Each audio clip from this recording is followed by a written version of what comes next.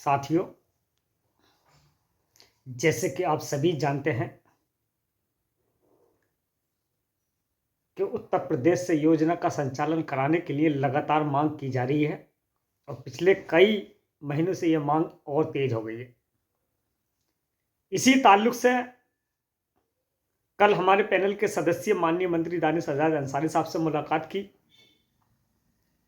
चूंकि मंत्री जी बहुत बिजी थे, कल एक अहम मीटिंग जेपीसी को लेकर हुई, जिसमें ज्वाइंट पार्लियामेंट कमेटी के सदस्य उत्तर प्रदेश माननीय मंत्री कैबिनेट ओपी राजभर साहब, निदेशक महोदय, सचिव महोदय अल्पसंख्यक और माननीय मंत्री दानिश आजाद अंसारी साहब मौजूद रहे थे। साथियों, मीटिंग काफ़ी लंबी थी, जिसके कारण उनसे मुलाकात असमर्थ थी। लगभग चलते वक्त 5 साढ़े 5 बजे के करीब थोड़ी मुलाकात हो पाई। तो कल जैसे मैंने सूचना दी थी रात के समय में कि आज 22 जनवरी 2025 कैबिनेट की प्रयागराज में जो बैठक होने के लिए जा रही है, उसमें मदरसा आधुनिक टीचर्स को लेकर जो बातें थी वो स्पष्ट और क्लियर है। साथियों, जैसे कि कयास लगाए जा रहे थे कि इस कैबिनेट बैठक में मदरसा आधुनिक संबंधित कोई भी चर्चा नहीं होगी। साथियों, शिक्षा मित्रों के ताल्लुक से भी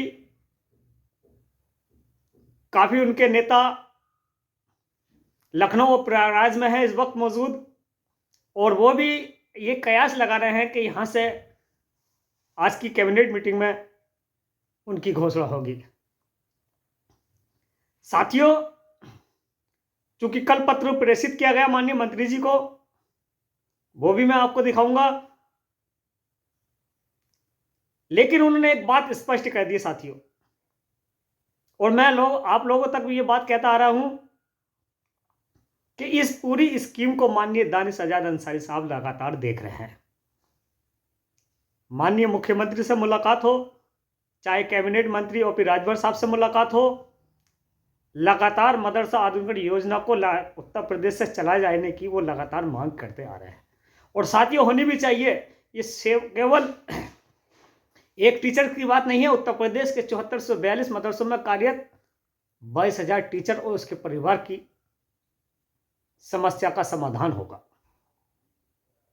और हमने स्पष्ट कह दिया साथियों कि उत्तर प्रदेश का 22,000 मदरसा टीचर पार्टी के साथ था, साथ है और आगे भी साथ रहेगा।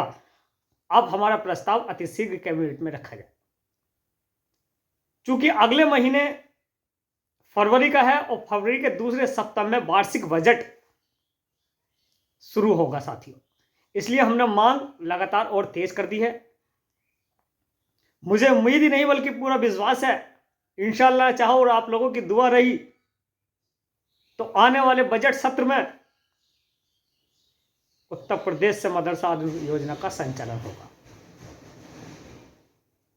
साथियों, 274 के बजट को लेकर जो हम लगातार मांग करते आ रहे थे मंत्री जी से, चूंकि शिक्षा मित्रों का मानदेय के बारे में स्पष्ट और क्लियर हो गया कि जब उनकी वृद्धि होगी तो शायद MA BEd टीचर्स जो मदरसा आधुनिक योजना में लगे हुए हैं उनके मानदेय में भी बढ़ोतरी के साथ योजना को कार्यक्रत किया जाएगा।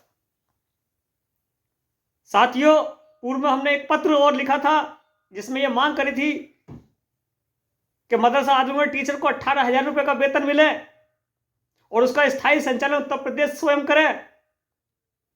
राज्य प्रोत्साहित योजना संचालित कर उत्तर प्रदेश के 7442 मदरसों में कार्यरत 22,000 टीचर को लाभार्थ मिले।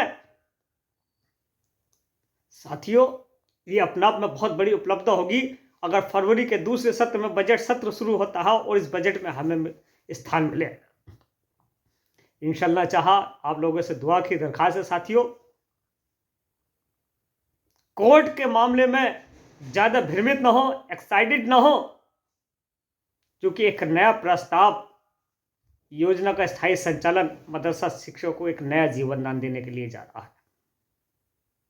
जितनी मेहनत जितना वक्त, समय और पैसा न्यायालय के नाम पर बर्बाद हुआ है,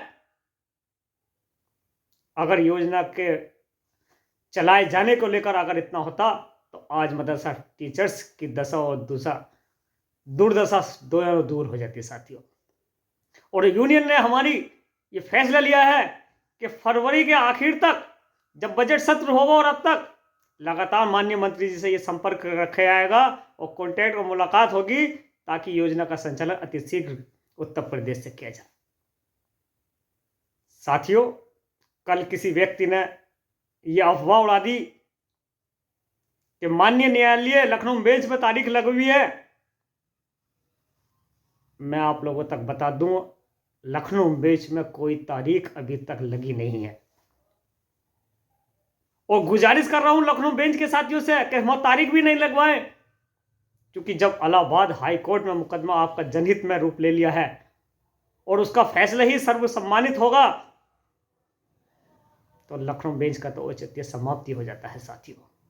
इसलिए आप लोग एक्साइटेड ना हो, एकदम आपको ये लुभावना अवसर मिलता है, लालच दिया जाता है तो आप एकदम बेकाबू में आ जाते हैं। साथियों, ये एक्साइटेड होने का वक्त नहीं है। अपना पैसा और समय दोनों को बचाएं और दुआ कीजिए इस योजना का संचालन उत्तर प्रदेश से अति शीघ्र किया जाए।